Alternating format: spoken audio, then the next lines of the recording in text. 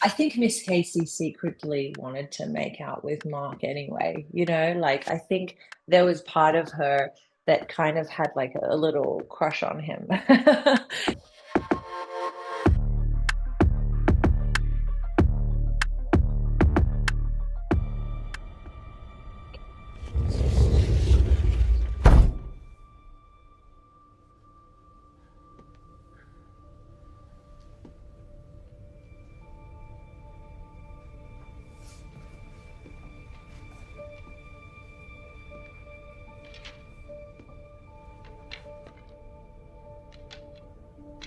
Jim.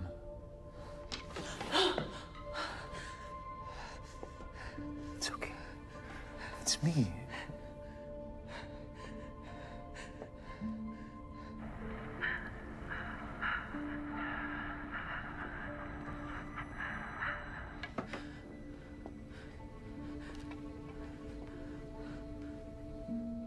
I'm your husband.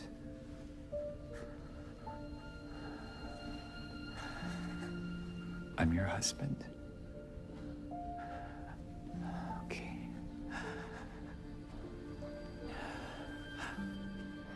Your name is Gemma Scout. We've been married for 4 years. Adam was just incredible in that scene. We did it a lot of times, like, you know, and every time he broke my heart. Just keep watching. Hard to stop because it's so intense. No. And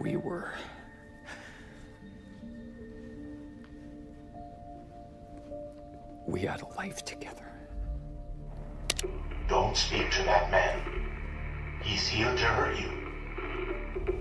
And if you come with me right now, we can get it back. No. Stop. This is not a part of the test. Please, don't let him touch you. We have to go.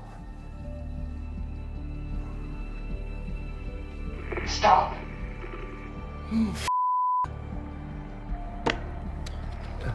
Mr. Drummond. Mr. Drummond! Down! It's okay.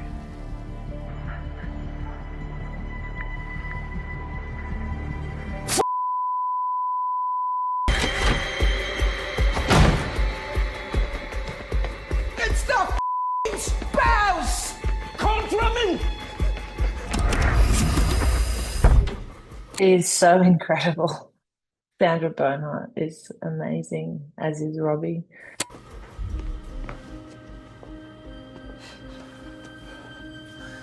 Okay. You can come. It's okay.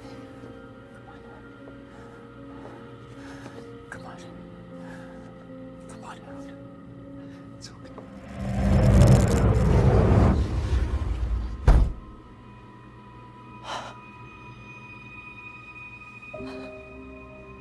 All right.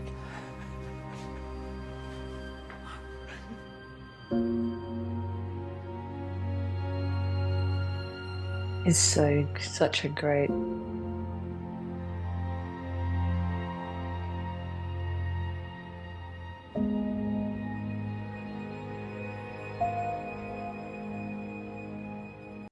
Ah, it's so sad. And beautiful. Adam is just so incredible in that scene.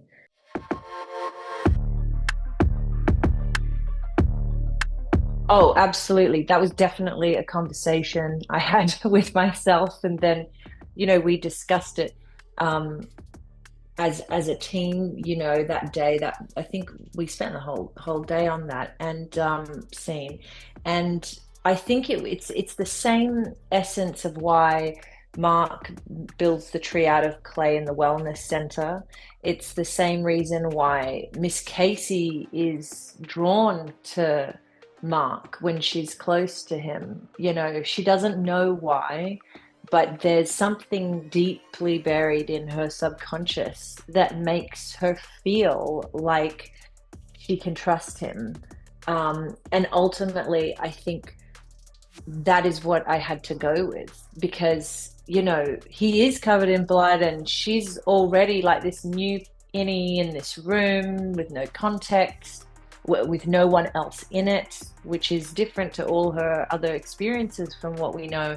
And it's that familiarity that these innies who are, they are bifurcated from their outside selves, but there's so much sort of like residual, like even with Irving and the ink, you know, like he has no context for the ink, but there's just, it's like right deep back there in the mind.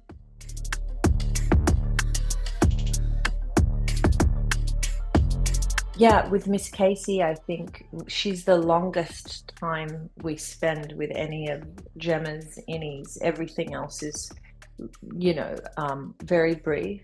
And I think with Miss Casey, that part of Gemma that maybe came through in her is just her efficiency, and, you know, when she's given a task, you know, she's able to fulfill that task, that university professor kind of mentality. And even, you know, I don't know if Adam has spoken about this, but just as a viewer and as a fan, you know, as his innie is very proficient at doing what he's tasked when he's, you know, entered into the severed world. So I just thought, like, there are elements of Gemma in all of these innies, but not all of her, you know.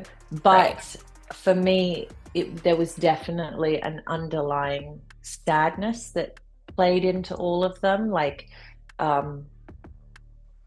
something that was deeply painful that maybe she didn't understand. But then obviously she's in the circumstances, and they have to inform you of the physicality of those innies in those situations.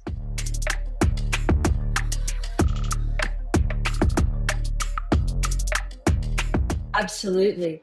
I'm not sure what Adam's process was in terms of building that moment, despite like how extraordinary he is.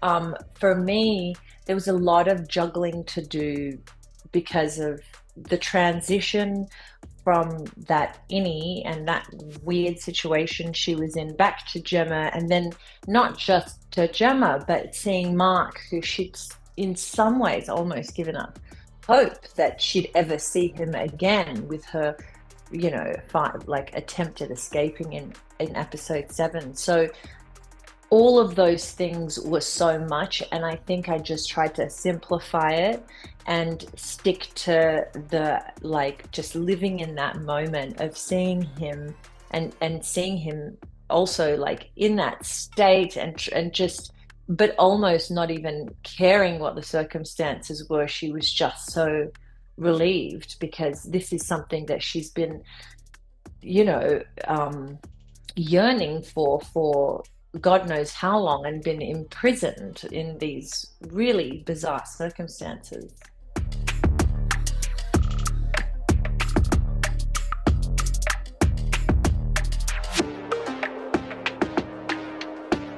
I mean, I made the choice that she understands what the severance procedure is. So in that final moment, I think it's a very quick and crazy realization that he's also been severed. And so the man walking away from her, I might be wrong, because obviously I don't know what they have planned, but I had to make it that she was just trying to break through that barrier to get him to come out, like maybe reach in by calling him, just in one last hope that he might turn around. Because her timeline in the show, and I've mentioned this, is, if you think about it, it's like going into that room, coming out of that room, there's Mark, they're running away, they're in the elevator, and all of a sudden she's outside. So I don't think that with the build-up of those moments of Gemma in episode 10, that she could believe that he had fallen in love with someone else, because obviously he's covered in blood and he risked something big to be there, down there, to come and get her. So I think in those final moments, it's really just very quickly realizing, oh my God, that's not Mark. He's walking away from me. He's an innie. I have to try and I'm just not going to give up until, the end.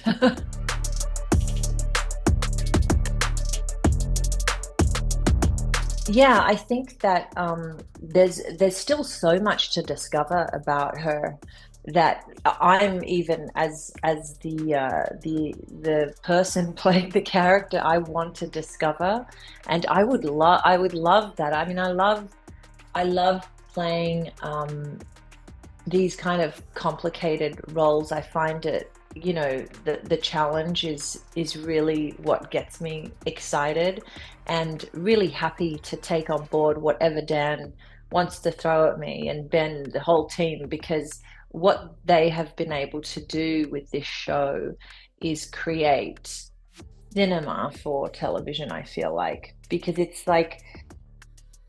so the workmanship is so finely crafted. So whatever they throw at me, I'm ready to jump in and explore. But I love that idea of her fighting for Mark.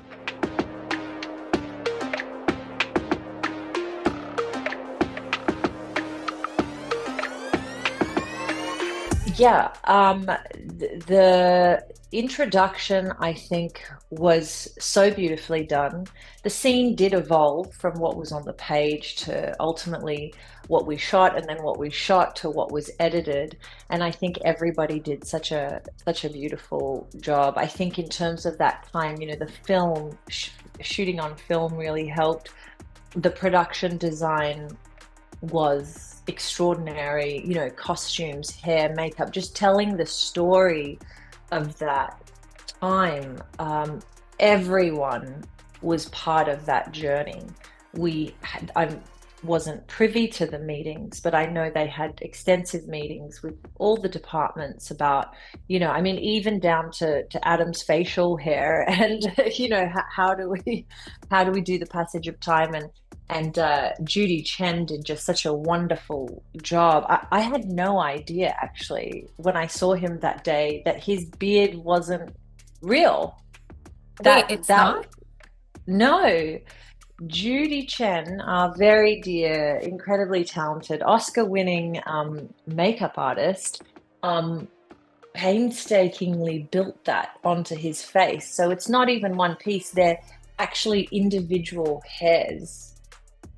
I mean, I couldn't believe it, because I came to work and I was like, oh, hey, I didn't think, that they had done. I only noticed it actually because they were touching up a patch that had come undone. And I was like, why are they taking so long?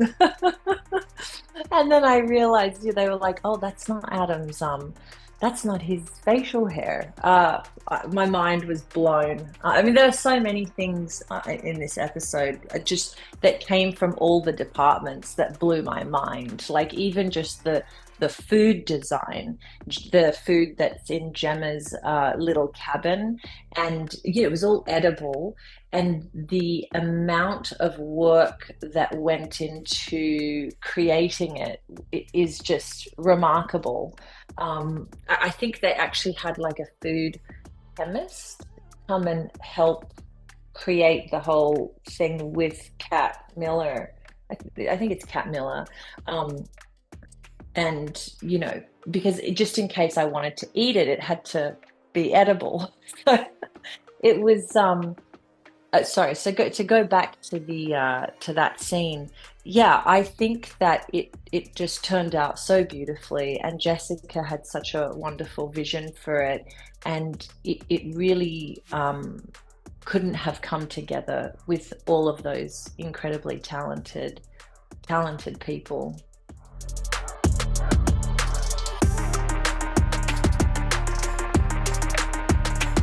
Yeah, I mean, the mind in this world we live in can definitely go to those like horrific places. Robbie Benson is antithetical to his character. You couldn't meet a nicer man on this planet. And so experienced with such an incredible body of work, but across all of the aspects of, filmmaking and television and the process of it. Working with him as a human being was just incredible. And we really, I think, just spoke each other's language, and where I was so respectful of him, and he is just so kind and generous as an actor. It was eerie to see him as Dr. Mauer, because he is so kind and warm as a human. But it is an interesting dynamic, and you do wonder that, I when I read it, I was like, wow, there's like a very strange dynamic here.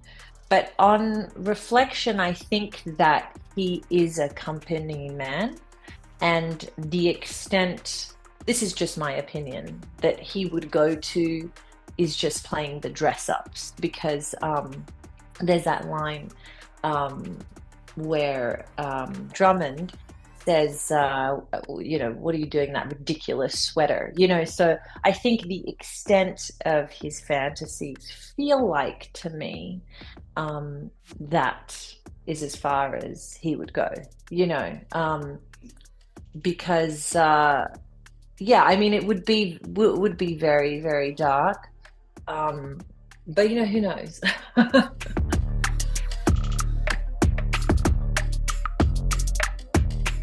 Yeah, I definitely think it's like been a very difficult time in their relationship, and I feel like, a lot of it is an internal battle, being a woman and being in that position. And I think that it feels like, in that circumstance and in relationships that, people I've spoken to where they've come up against these things, generally the Mark in the relationship will be happy if she's happy, and if it doesn't happen, it's okay. And there's always like other options and things like that. I think it becomes very much and I'm speaking in an isolated situation, I can't speak for everybody, but as a woman, that you start fighting with yourself, which is an interesting, with the man fighting himself with, oh, this isn't working, I'm broken, and you have this internal war with yourself, and that puts strain on the relationship, because if someone's unhappy with themselves, then you can't have a cohesive, happy relationship. And it almost takes the person who, and sometimes it's, obviously the other way around, where the Mark in the relationship really, really wants it to happen, and the woman's like, look, it's just not happening, it's fine. And then they're having that struggle with themselves and can't come to terms with it. So, I mean, it's just so much nuance to how these things happen. But for me, Gemma was having an internal war with herself, because I feel like Mark would have been okay with it, like if she had come to terms with it herself and said, you know what, like, the universe is just, it's not meant to be, maybe there's a reason, and let's just move on with our lives, I think they would have been very happy. But I think you're right, it was that internal battle that she was having with herself that put the pressure on the relationship and made her very vulnerable to Lumen.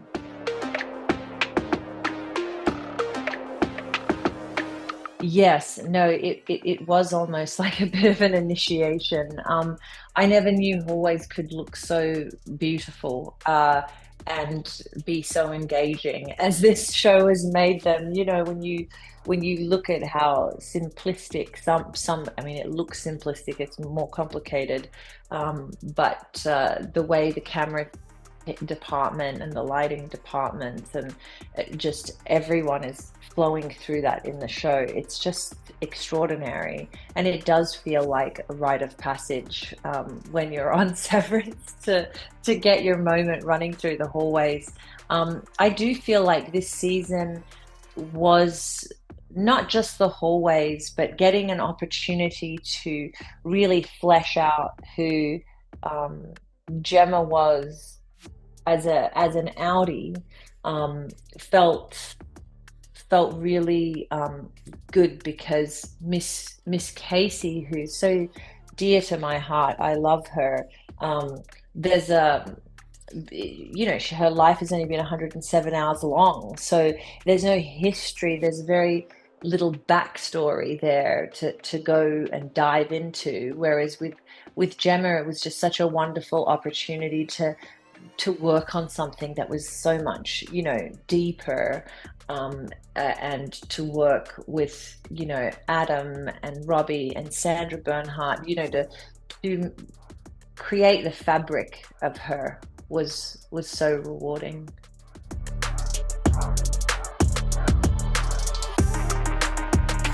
I think Miss Casey secretly wanted to make out with Mark anyway, like I think there was part of her that kind of had like a little crush on him. So, because even in the hallway scene, I'm sorry, in 7, when she goes down and Milchick's there, she says, where's, and in that moment, in my head, I'm finishing the sentence. I want to say, where's Mark, or like I want to find out where he is, because she's excited. Like, well, you remember when you were a kid and you had like a little crush on someone, but you're too shy to want to say it, but you just want to know where they are, you just want to be in their vicinity. It was sort of that she liked being in that department with everyone, but mostly because of him. Yeah. Mostly because of Mark. So for me, I mean, that was a hard thing to shoot. It was great. There was great fun. Adam and I like bonked heads, and I had like a shiner on my face for like a day or two. And we tried, different reactions, because it is such like a moment. I think they picked a great take. But I approached it like she was kind of excited that she woke up kissing Mark, but she didn't want to show it because she'd be too embarrassed to, because, in a way there's like that inner child there. So it was, yeah, the camera and all of that stuff like helps, and the way they edit it. But we actually had a lot of fun shooting that little scene, and there were moments where I could hear Ben like giggling behind the camera, like with different reactions, because it's quite sweet. And then everything gets like really like intense again.